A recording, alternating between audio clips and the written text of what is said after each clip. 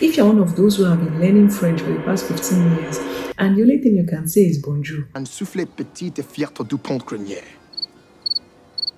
you might want to focus on countries that speak English.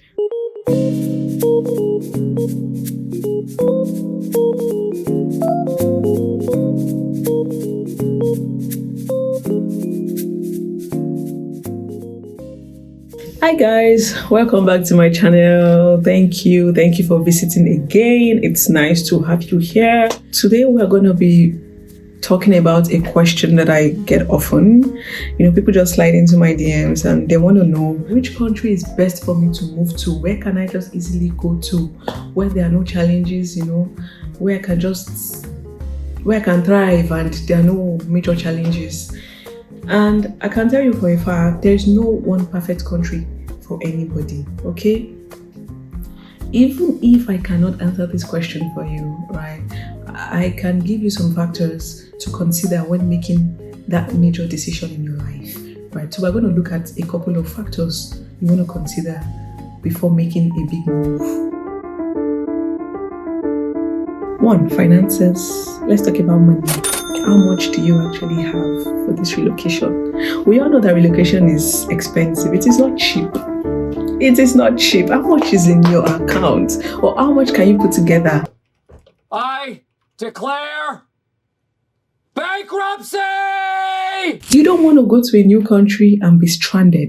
This is a major consideration. From your research, you will discover that some countries are just cheaper. Their immigration process is just cheaper.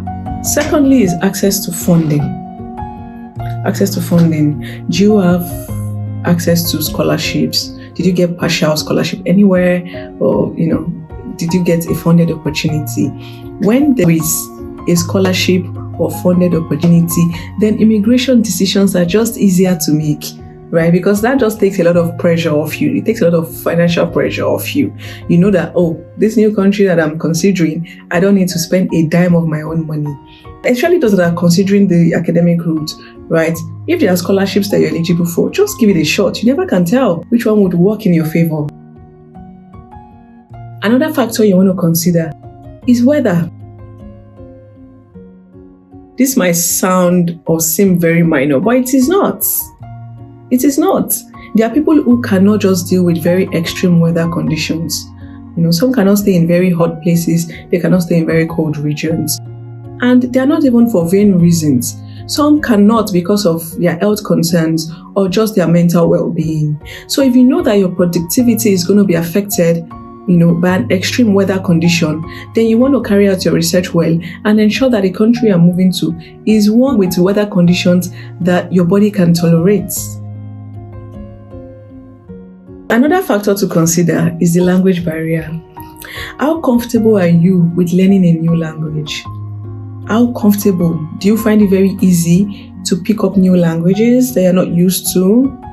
Because there are certain countries where without the local language, if you're unable to speak the local language, it might be difficult for you to get jobs. It might be difficult for you to access certain opportunities and truly integrate in those countries. So if you are one of those people who have been learning French or Spanish for the past 15 years, and you cannot move past the basics, then you want to focus on countries that speak a language that you're already used to. A simple way to also access this country by country is to check the job boards of the country of interest and see if learning or understanding the local language is an important requirement for some of these jobs that you might be interested in. If you see that it is a common requirement, then you know that you need to see that out and focus on countries that can speak English language. Another factor you want to consider is your residency plans, your long-term plans, citizenship plans. Do you plan on getting a second passport? Do you want to stay in this country long-term? There's some people that just want to go study in a different country or gain a certain level of exposure, maybe just spend a couple of years and then go back to their own countries. If you are part of that category of people, then you should not care so much about whether you can get their passport or not. Or if you really want to stay in this country long term, you want to raise a family there, you want to be there for many years, then you might want to consider their citizenship pathways. Now, there are some certain countries that do not just grant citizenship to other foreigners very easily, right? Some processes take longer than the others. Some do not allow dual citizenship, meaning that if you're Nigerian, for example, you might need to renounce that.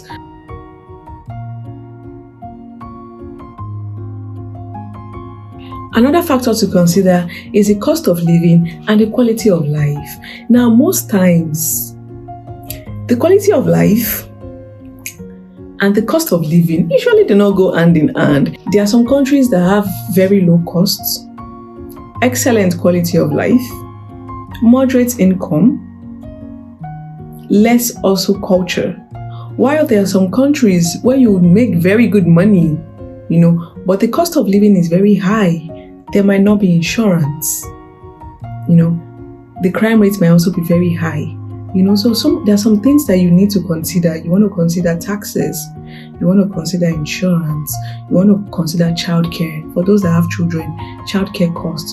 You want to consider rent, groceries, how cheap are they in relation to how much is actually earned in the country, what the average income is. So these are very important factors that you need to consider.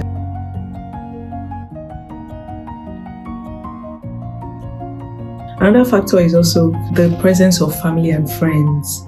I personally do not care about staying in a country where I have no family or I have no friends, because I believe that I can just build my community again from scratch.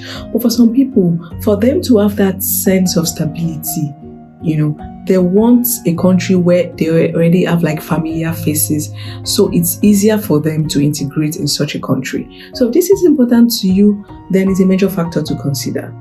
Another factor that cannot be ignored is the religious and cultural tolerance of the country that you're moving to. Some countries are very tolerant and accommodating when it comes to religious or cultural differences. So if practicing your faith openly and with people that have similar backgrounds as you is quite important to you, then you want to research carefully in this direction. For you to choose a country that is best for you, you need to research carefully, understand your own priorities and make a decision about a country that aligns best with your goals and dreams and your current situation. So let me ask you, which country do you think is perfect? Now, name that country in the comment section and let other people take a shot at pointing out the challenge in that country for you. Let's see if it's one that you can live with or not. Thank you so much for listening in. I appreciate you sticking around. Have a nice day. Toodles.